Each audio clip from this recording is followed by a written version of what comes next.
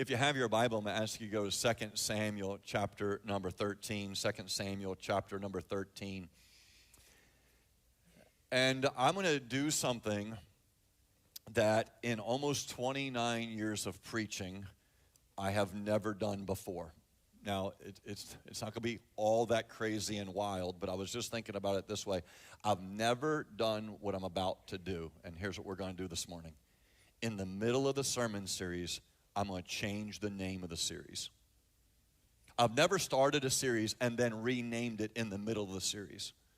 So we've been in a series entitled Broken Homes, specifically broken homes in the line of Christ. But after 2 weeks in this series, I'm like, that should not be the title. We got to rename this. And so I've chosen to rename it.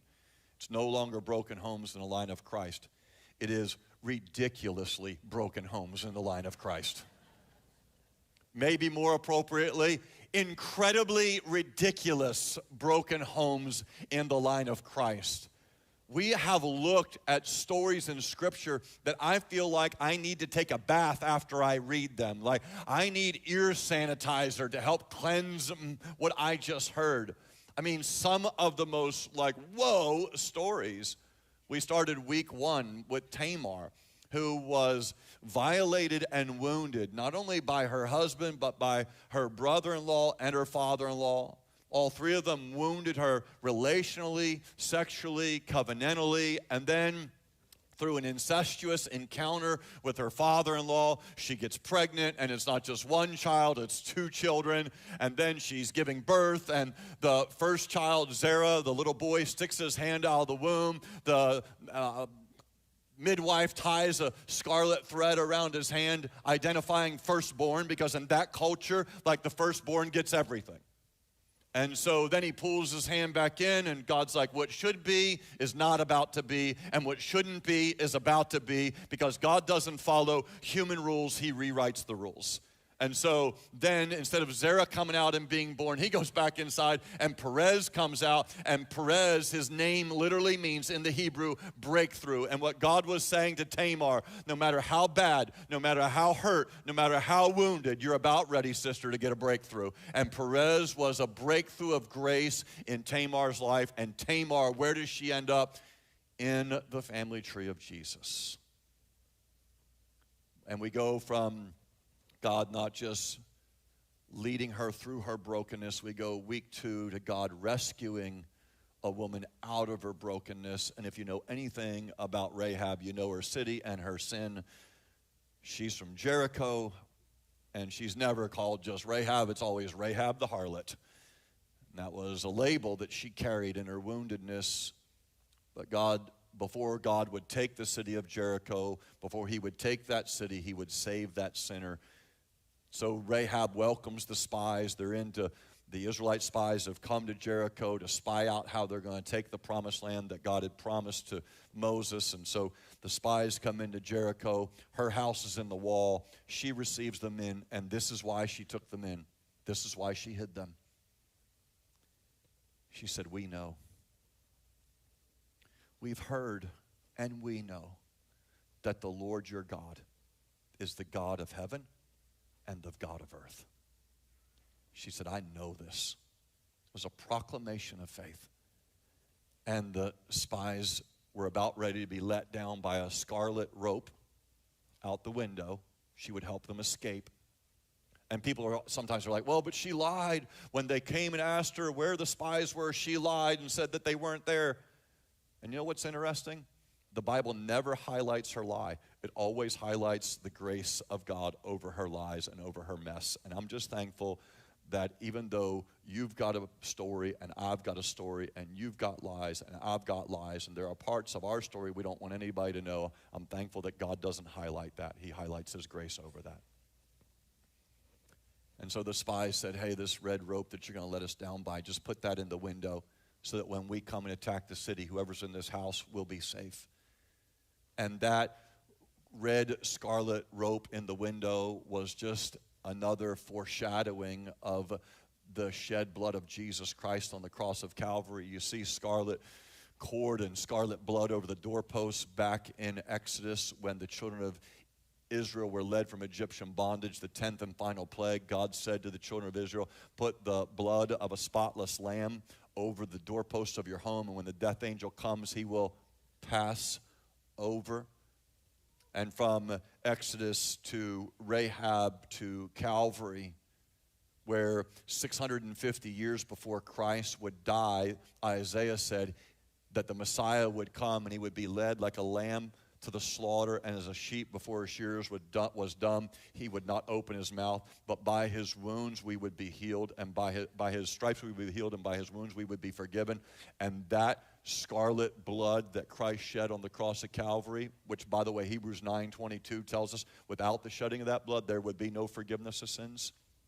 And so this scarlet thread, this scarlet cord, this scarlet rope runs all the way from Passover to Christ giving his life for us on the cross of Calvary. And Rahab, she was saved because she was covered by Christ, the Messiah who would one day come.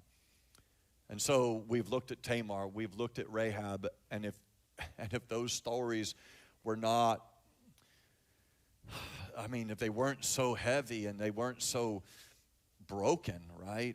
And by the way, I meet with people all the time. They're like, Pastor, there's no coming back from this. Pastor, there's no way God could redeem this. I sit across from men and women all the time, broken and shattered and wounded and tear-filled. And I just say to you today, I don't care how broken your life is or how broken your marriage is or how broken your family is. All things are resurrectable because Christ is risen, and because of Jesus, all things can be redeemed. And we'll see it again. If you thought the story of Tamar was a little much, or you thought Rahab was a little heavy, friend, buckle up, buttercup, because here we go again today. You're not going to believe what we're about to read. You think you're going to get better? All right, 2 Samuel chapter 13, verse number 1. Now Absalom, David's son, had a beautiful sister whose name was Tamar. And after a time, Amnon, David's son, loved her. So let's just kind of understand the family dynamic here. We got the father, King David. We got two sons, Amnon and Absalom. And we have a beautiful daughter, Amnon and Absalom's sister, Tamar. Verse 2, and Amnon was so tormented that he made himself ill. Just listen to this language. So tormented that he made himself ill because of his sister Tamar, for she was a virgin, and it seemed impossible to Amnon to do anything to her. But as Amnon had a friend whose name was Jonadab, the son of Shimeah, David's brother, and Jonadab was a very crafty man. And he said to Amnon, O son of the king, why are you so haggard morning after morning? Will you not tell me? And Amnon said to him, I love Tamar, my brother Absalom's sister. Jonadab said to him, lie down on your bed and pretend to be ill. And when your father comes to see you, you say to him, let my sister Tamar come and give me bread to eat and prepare the food in my sight that I may see it and eat it from her hand. That sounds like a really stupid idea, but let's see. Verse 6, so Amnon lay down and pretended to be ill. And when the king came to see him, Amnon said to the king, please let my sister Tamar come and make a couple of cakes in my sight that I may eat from her hand. Then David sent home to Tamar, saying, go to your brother Amnon's house and prepare food for him. So Tamar went to her brother Amnon's house where he was lying down, and she took dough and kneaded it and made cakes in his sight and baked the cakes. And she took the pan and emptied it out before him, but he refused to eat. And Amnon said, send out everyone from me. So everyone went out from him. Then Amnon said to Tamar, bring the food into the chamber, that I may eat from your hand. And Tamar took the cakes she had made and brought them into the chamber to Amnon her brother. But when she brought them near to him to eat, he took hold of her and said to her, come, lie with me, my sister. She answered him, no, my brother, do not violate me, for such a thing is not done in Israel. Do not do this outrageous thing. As for me, where could I carry my shame? And as for you, you would be as one of the outrageous fools in Israel. Now therefore, please speak to the king, for he will not withhold me from you. he would not listen to her. And being stronger than she, he violated her and lay with her. Then Amnon hated her with very great hatred, so that the hatred with which he hated her was greater than the love with which he had loved her. And Amnon said to her, "Get up and go." But she said to him, "No, my brother, for this wrong is in sending me away is greater than the other that you did to me." But he would not listen to her. He called the young men who had served him and said, "Put this woman out of my presence and bolt the door after her." Now she was wearing a long robe with sleeves, for thus were the virgin daughters of the king dressed. So his servant put her out and bolted the door after her, and Tamar put ashes on her head and tore the long robe that she wore, and she laid her hand on her head and went away, crying aloud as she went. And her brother Absalom said to her, "Has Amnon your brother been with you? Now hold your peace, my sister. He's your brother. Don't take this to heart." So Tamar lived a desolate woman in her brother Absalom's house. When King David heard all these things, he was very angry. But Absalom spoke to Amnon, neither good nor bad, for Absalom hated Amnon because he had violated his sister Tamar. After 2 full years, Absalom had sheep shears at Baal-hazor, which is near Ephraim, and Absalom invited the king's sons. And Absalom came to the king and said, "Behold, your servant has sheep shears. Please let the king and his servants go with your servant." But the king said to Absalom, "No, my son, let us not all go, lest we be burdensome to you." Absalom pressed David, but he would not go, but gave him his blessing. Then Absalom said, "If not, please let my brother Amnon go with us." And the king said to him, "Why should he go with you?" But Absalom pressed him until he let Amnon and all the king's sons go with him. Then Absalom commanded his servants, "Mark when Amnon's heart is merry with wine. And when I say to you, strike Amnon, then kill him. Do not fear.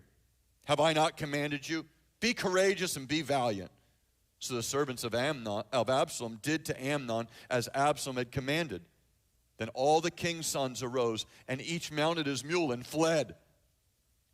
While they were on the way, news came to David, "Absalom has struck down all the king's sons. Not one of them is left." Then the king arose and tore his garment and lay on the earth, and all his servants who were standing by tore their garments. But Jonadab, the son of Shimeah, David's brother, said, "Let not my lord suppose that they have killed all the young men, the king's sons, for Amnon alone is dead. For by the command of Absalom this has been determined from the day he violated his sister.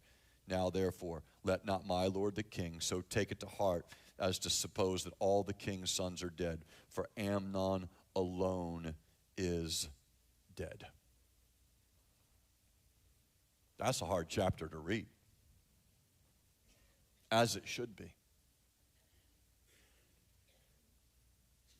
Instead of hiding this story in his family tree, God highlights this story as a part of his family tree. And what we see, once again, is that God is not sentimental toward sin. He's not soft toward sin. But he tells the truth about sin, especially when it invades a family. And here in 2 Samuel chapter 13, we're watching something tragically unfold. But by the way, it does not unfold suddenly.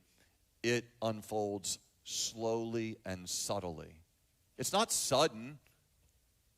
Sin isn't like a typical one-time egregious act that just suddenly happens. Not in your life, not in my life. The way that sin happens is it's subtle. It's soft. I'll think about that. It's a coddling a thought that doesn't belong there. It's justifying a perception that is inappropriate. But this story is not only subtle, it is also disturbingly real. A brother violates his sister. A friend gives destructive advice. A father goes passive. Another brother seeks revenge. And then grief settles over the whole family. Charles Spurgeon said, "Sin is a dragon, and it will devour you if you play with it." Do you not see that in this story, that sin is a dragon, and it'll devour you if you play with it? Amnon played with sin. Instead of confessing his sin, he fed his sin. Instead of fleeing his sin, he fueled his sin. And then he listens to the voice of a not-so-good friend, a friend, quote unquote, by the name of Jonadab, who tells Amnon how to indulge his sin, shows him how his sin could work and how it could play out. And what we see in this story is that sin left unchecked doesn't just grow, it destroys everything in its path. Maybe you've had that experience. Sin left unchecked doesn't just grow, it destroys everything in its path. Sin builds momentum. I'm not sure how familiar you are with momentum, but just to kind of point it out, momentum works with the same impetus in both directions. Because a lot of times we think of momentum like positive. You know, like I'm on a team and then all of a sudden we got momentum. And it's good and the team's doing well and we got momentum. And by the way, that's not just true in sports. That can be true in your marriage, right? Your marriage can just pick up momentum. I mean, things are going well. Things are good. This is great. Parenting, man, my boy, my girl, like, man, she passed this, did that, achieved this, and all of a sudden we got momentum in our parenting. We got momentum in our marriage. We got momentum at the job. I got momentum in my sales numbers. I got momentum at the store. I got momentum with my employees, and momentum just kind of works in favor. But sometimes we only think that momentum works on the positive side. Friend, to the same degree and in the same way, it works negatively. Some of you right now are in the midst of such brokenness because your marriage has such negative momentum. And you're like, Pastor, I just can't seem to stop it. And like we're in this crazy cycle, and it just seems like it just goes, and we're not even sure why. It can be that way at work. It can be that way with your finances. It can be that way in your parenting. Momentum works to the same degree in both directions. And it is obviously true in this story when it comes to sin, because the sin in Amnon's life just picks up momentum. So I love what John Owen said. Be killing sin, or it will be killing you. So as a way of application, as we work our way through the text today, number one, we regularly tolerate what we should always terminate. This is my story. I have oftentimes tolerated what I should be terminating. And as Christ followers, if we're not careful, we'll regularly tolerate things that we should terminate. And when sin is left unchecked and when we tolerate it, it then takes control. Because unchecked sin becomes uncontrollable sin. In our story in verse number 2, it says, and Amnon was so tormented that he made himself ill. He was tormented. He was consumed. This was eating at his very soul. It was destroying him from the inside out. And he was obsessed. And rather than dealing with this obsession, he feeds it.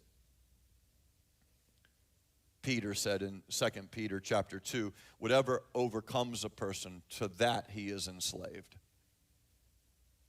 That's Amnon's story. It had overcome him, and he was enslaved to it. James said in James 1, but each person, say each, this is true of you, and this is true of me, but each person is tempted.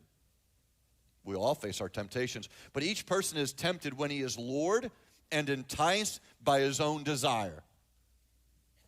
Verse 15, then desire, when it has conceived, gives birth to sin, and sin, when it is fully grown, brings forth death. It doesn't start with death, it ends with death. Where does it start? It starts with desire. And when we tolerate what we should terminate, it will grow, and it eventually, unchecked sin will grow into uncontrolled sin, and what initially started as a desire then can bring death. Amnon didn't deal with it. It just got out of control. And you see what it led to. Such pain and heartache and misery.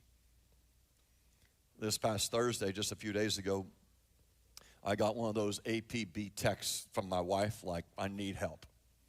Husbands, you know I'm talking about, like, you know, so calling in the cavalry, right? So I knew what was going on. She and her team had been at JCPenney's in Sanford.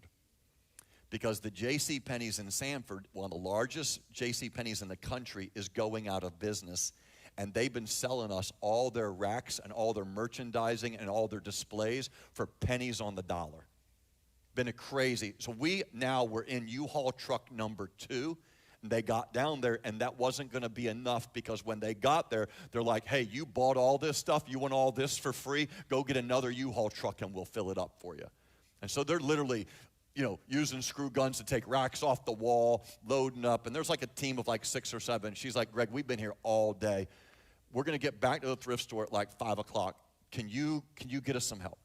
So I put one quick little thing on social media. I'm like, hey, if you can help, be at the store at 5 o'clock. And it was amazing. One comment, and we ended up with a small army of dudes that showed up. And literally what they had been packing all day, in less than 90 minutes, we had every item out of both U-Haul trucks and put in the store where they belong. It was amazing, and I can't thank the guys enough. And by the way, here's what I loved about it. There were guys that showed up I didn't even know. And I got to meet them, and they're like, yeah, we go to Parkview. And I'm like, I don't even know you, and you came and you showed up, and thank you so much. Left work, came early, stayed late. It was awesome.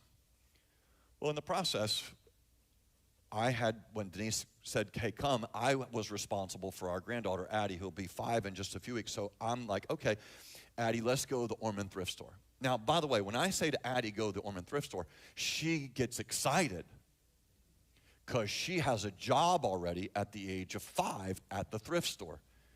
She is quality control over the toy department. So she inspects and I mean, there is a large section of donated toys, and she has a great time. So she's playing, and then she decides she wants to help. Literally twice I had to kick her out of the U-Haul truck. I'm like, Addie, baby, I help, go. I was like, no, go inspect the toys. So every once in a while, I'm trying to keep an eye on her, make sure she's in the store. But then the guys are helping and all this, keep an eye on her. And then all of a sudden, I don't even remember, like, I think one of the guys like, hey, Addie needs you, like, now. So I go in, and it was really a bad parenting moment, and I know I shouldn't have done this, but she is in the store in tears. And when I see what she has done and the fact that she's crying, I got my phone out of my pocket, because I'm like, I got to get a picture of this.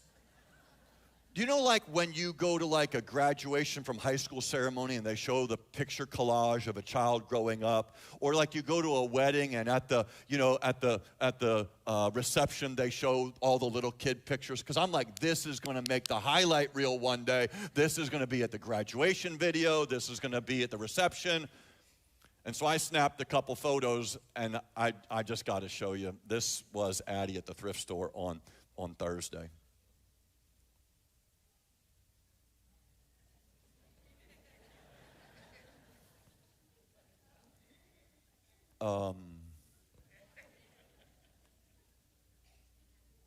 This was not a problem last night, so I apologize.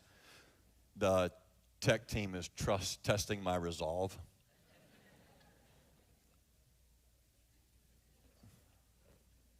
Hey, guys. The computer froze. All right, let's pray. We'll be done. That was my sermon. All right, Kian, how long is that going to take? Okay, all right. All right, so I look at Addie, and she has a toy. There she is. So, just so you know what's going on here, that's a toy engine that is battery operated and has a switch on it so that the wheels will turn and the arms will move. And I'm like, oh my goodness. And so I honestly don't think she picked up the toy, said, oh, I think I'll put this in my hair and turn it on. I don't think that happened. I don't know what happened, but I think she's probably playing with it, and then she probably is like wondering what would happen, and then she's like debating what she should do with it, and then she's wondering like, would it really hurt that bad if I put it in my hair? And like, but like, at some point, all I know is she shouldn't have entertained that thought anymore. She should have just terminated it. But instead, she puts it in her hair. So now I'm left with, what am I going to do? She's standing there crying. What am I going to do? And you remember a few weeks ago, I told you the story about our son when he was like 10 and he had a loose tooth. And I said, hey, let me look at it. And he said, no. And I said, no, come on over. I won't touch it. And then he came over and I just popped it out of his mouth. So I thought, well, it worked for him when he was 10. Let's try it on Addie at 5. So I said, all right, Addie, come on over here. And she's, crying a little bit. And so I thought, I'm gonna one swift move. I'm gonna just do this. And so what I did was I literally broke the axle, one swift move, broke the axle, broke the arm, and yanked on it to pull it out of her hair. And it didn't work. So now I'm trying to like pull hair, and somebody brings me a pair of scissors, and I'm like, all right, we're having a haircut right here. And all I know is that she did not envision the pain, or she wouldn't have done this. She didn't realize how tangled times in your life and my life do we not see the pain and the way that this is going to tangle and the way that this is going to hurt and the way that this is going to be very, very painful. And so when Amnon should have just said, that's not a healthy thought. And by the way, that's why Scripture tells us to take every thought captive. So that when a thought comes into our mind, we literally take it captive in the darkness of our mind where it's dwelling. And we take that thought captive and we bring it out of the darkness and we bring it into the light of the gospel. And we bring it into the light of Christ and we bring it into the light of the Word. And then that thought, that illicit desire has no place to go in the light. It has to flee. And so just bring it out, take it captive, bring it to Christ, and let it be in the light, and let it go. But no, Amnon keeps this in the darkness, and it grows, and it grows, and it grows. So we see today in our text that, number one, we regularly tolerate what we should always terminate. Number two, we have a tendency to listen to the wrong voices. We have a tendency to listen to the wrong voices. The voices around us determine the direction of our lives. And there's a voice in verse 3 that speaks. But Amnon had a friend whose name was Jonadab. And the text tells us that Jonadab was a very crafty man. Not a godly man, not a wise man, a crafty man. And crafty was not a compliment, that was a warning label. Instead of Jonadab saying to Amnon, hey, dude, that's wrong. Like, bro, like, come on, man. You can't be serious. She's your sister. For Pete's sake, dude, not on my watch. But instead of Jonadab saying stop, Jonadab says, let's go. And not only does he say go, he says, here's how we're going to go. He's such a bad friend in this moment. And might I just remind all of us that everybody speaking into your life is not sent by God. Everybody trying to speak into your life is not sent by God. And by the way, if Jonadab, instead of being a crafty man, if he had been a godly man, Jonadab would have stopped the story right here. The entire story would change. The movie would have a different ending if in that scene, Jonadab inserted himself as a godly man, if he had given good advice, if he had just given some worthwhile instructions to a man that was struggling and said, no, dude, come on, no. This week, it was funny. I picked up Addie from school and she had a good day, and so I said, let's go to Chick-fil-A real quick. So we go to Chick-fil-A, and that means playground for her. And French fries for me. And so we go to Chick-fil-A, and I was a little distracted. I was on the phone, and I get to the Chick-fil-A parking lot, and I'm trying to finish up the phone call and get the person off the phone. And so she says to me, while I'm talking on the phone, half listening, she says to me, Ogo, I'm going to get out of my car seat, open up the door, get out of the car. I'm going to come over to your side. You open up the door, and then we'll go in together. And I kind of heard that. Now I'm fully repeating it because I recall it fully. But in that moment, you know, when you're talking on the phone, you don't fully get it all. But she now is just in the last couple weeks, she can undo the whole harness. She can open up the door. She can get out of the car by herself. And it's a Jeep, so it's like lifted. And so, but she manages the whole thing. And then she gets out, and I see her walk around the car. And I opened up the door, and I'm finishing up the phone call. And she's standing there, and I finish up the call. And she goes, Ogo, you listened so well, and you followed instructions.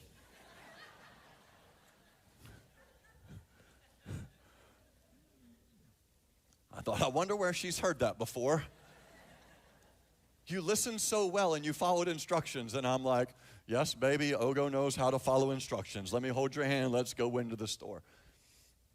If Jonadab would have just given some decent instructions.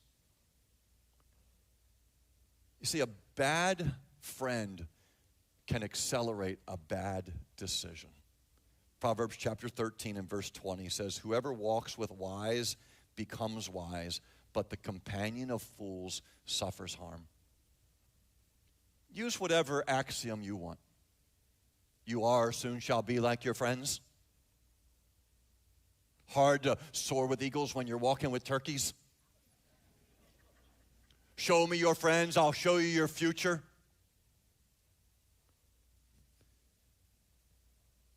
If I had a conversation with a student and a student said to me, give me your 3 best pieces of advice. Hear me clearly. If you're a young adult, if you're a student, and you wanted my best advice, and you said, hey, give me your top 3 advice pieces, I promise you one of the pieces of advice I'm going to give you is what I'm about to say. It wouldn't be number 1, but it would be 2 or 3. And here would be the advice I would give you. Pick your friends wisely. Choose your friends wisely. You don't want the crafty bro. You don't want the crafty girl. You want the godly bro. You want the godly girl. Pick your friends wisely. They determine your future. They set the direction of your life. Show me who your friends are. I will show you your future. And by the way, not only do I give this advice to students, but I walk parents through this regularly. I'm like, hey, parents, listen to me. Pick your kids' friends. They are not smart enough to pick their friends. You pick their friends for them. And you're like, well, Pastor, how do we pick their friends for them? It's not hard. It's really simple. You look around them and you figure out who the best options are for friends. And then once you discover who you think the best kids are, here's my advice to you. Call the parent and say, hey, we're having a cookout this Saturday. Would y'all come over? And then the next Saturday, hey, we're playing Uno. Y'all come over? Hey, Sunday afternoon, we're going to get in a boat and we're going to go out. Would you bring the kids and we're going to go fish and tube? Hey, in a couple weeks, we're going over to the spring. We're going to go down. Would you guys come and join us? Here's how you pick your kids' friends. You hang out with the parents. And every time you hang out with the parents, guess what the kids are doing? They're hanging out together. Pick your kids' friends for them. And by the way, it doesn't matter your age or your stage of life. Your friends are equally important even as we get older in life. I was talking to one of my closest friends in this church this week. He's 10 years older than me. And we're driving down the road, I'm talking to him this week. And he tells me about a business career decision that he made that led to a financial decision that he made. And this is what he said to me. I said, why did you do that? He said, I made this decision, made this financial decision. This is the life decision I made. And he said, I did it because of the 5 guys I want around me. I'm like, this guy's in his mid-60s, and he's telling me he just made a total life decision based on the 5 guys that this is going to put him around? Let me just talk to you men. You don't need a Jonadab. You need a godly brother. You need a godly friend, somebody that's going to influence you in the right direction. And I'm telling you, even as I age in life, my friends are critically important. Like, well, didn't you make friend choices and decide the kind of guy you're going to be around before? Listen, I'm still choosing friends. Because quite honestly, I'm not equipped to do this life by myself. I need good, godly men around me, encouraging me in my marriage, encouraging me in my parenting, encouraging me in my grandparenting, encouraging me in my career choices, encouraging me in my job performance. Like I've told y'all, literally, like next month, it'll be 29 years ago. My wife and I came here. It was 2 of us. Last weekend, we had over 2,800 people in church. I've told you, not only have I never pastored, I've never been on staff at a church before. I've been over my head for decades in this deal. You're like, Pastor, how are you doing it? I don't know how observant you are, but just look around sometime at the caliber of men that God has called into this gospel community.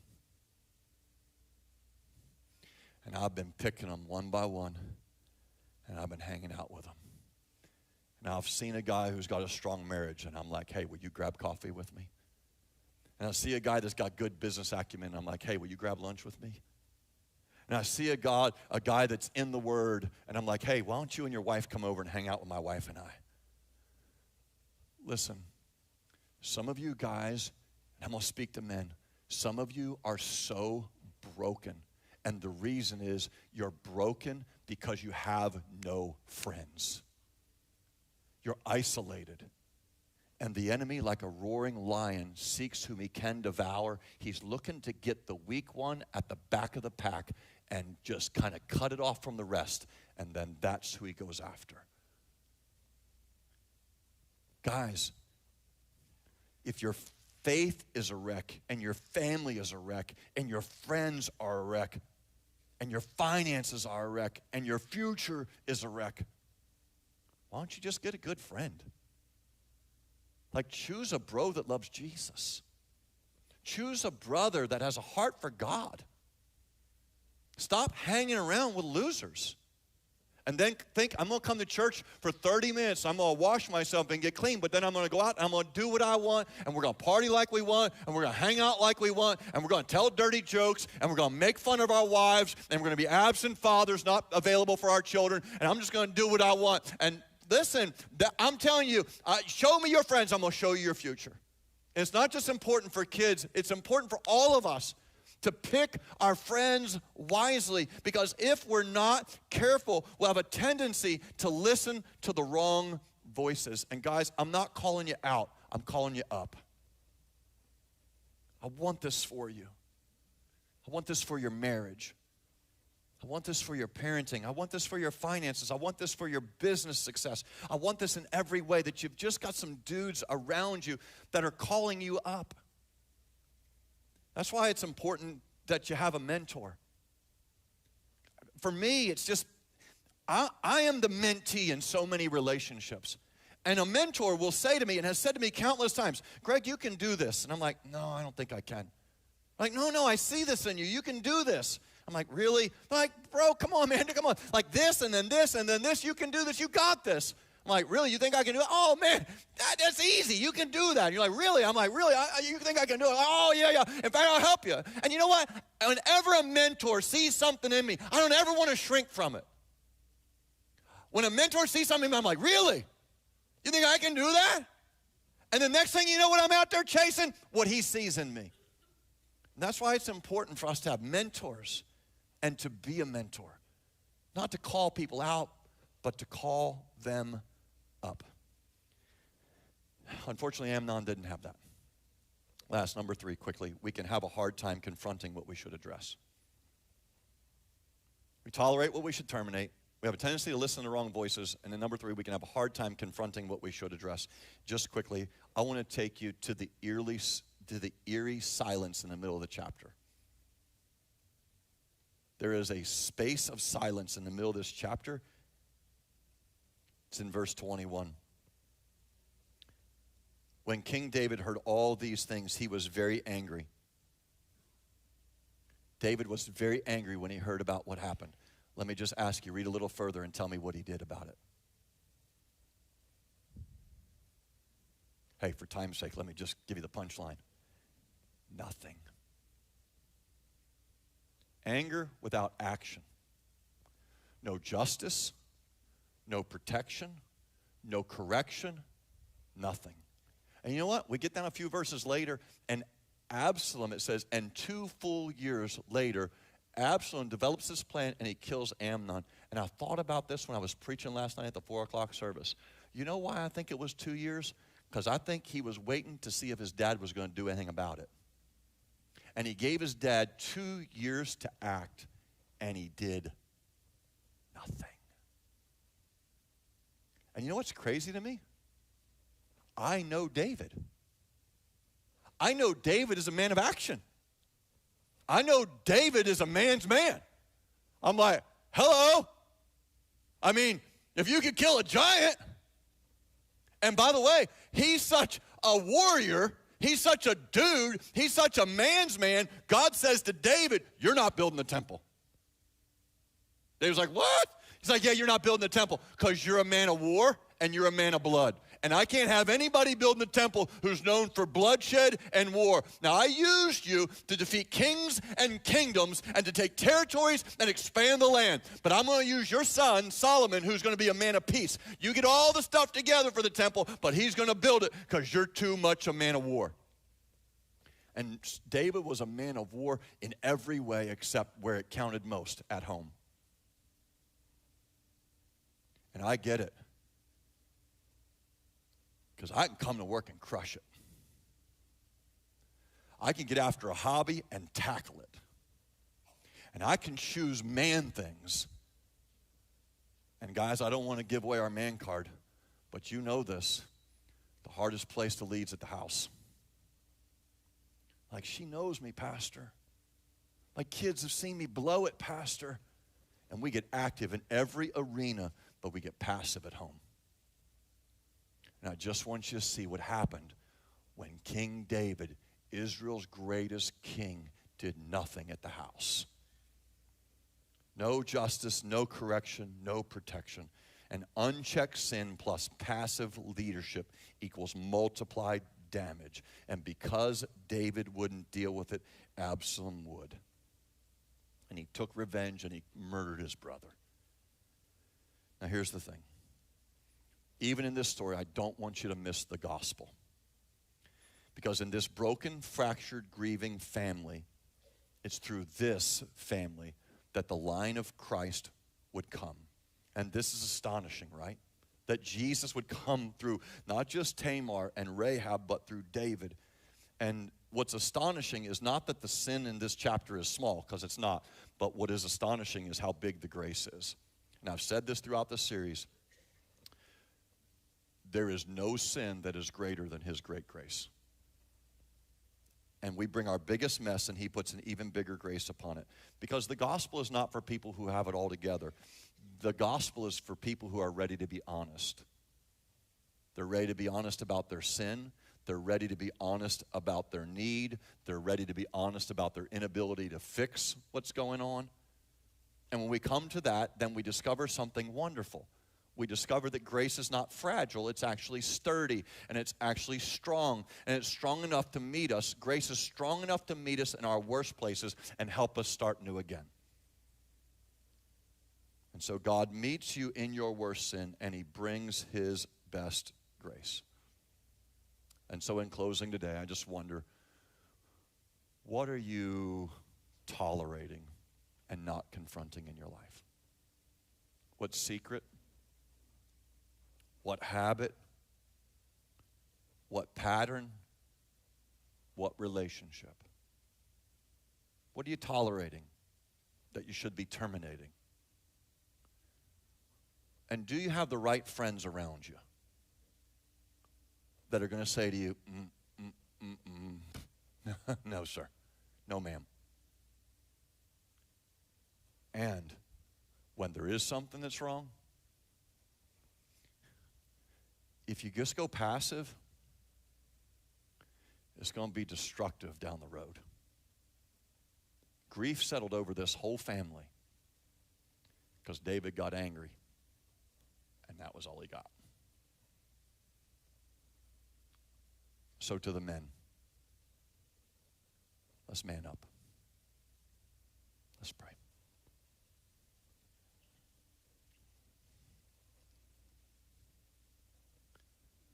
Lord, for the women who have been hurt and wounded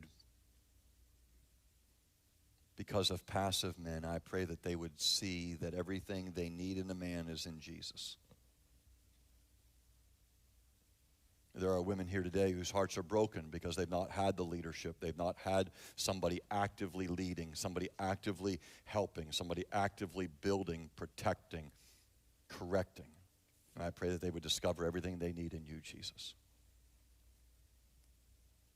And then for the men that are in this room, Lord, I'm guilty. I have tolerated what I should terminate. There have been more than one occasion where I've chosen the wrong friend. And there have been times when I have gone passive. I see myself in 2 Samuel 13 largely.